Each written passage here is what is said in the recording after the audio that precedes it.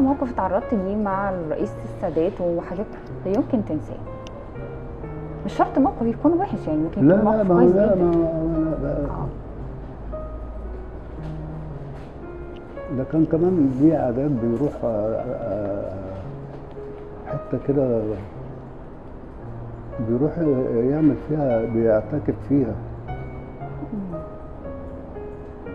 من كل سنة لازم يروح في مكان في سينا كده، حتة في سينا مش عارف دير ايه كده كان. اه. بس انا ناسي. ها، سانت كاترين، ايوه. كان مم. بيروح يعتكف هناك. مم. مم. وبعدين هو كان برضه تبص تلاقيه قاعد في الاسماعيلية، مم. يقعد عشان هو قاعد بيبص على المراكب وبتاع. وحضرتك كنت وأنا بتبقى كنت بروح ملازمه. له اه. هناك. اه. يعني كل الحتت، انا كل حته انا بكون موجود فيها، في القناطر، في كل لفيت مع كل الحتت دي عارف.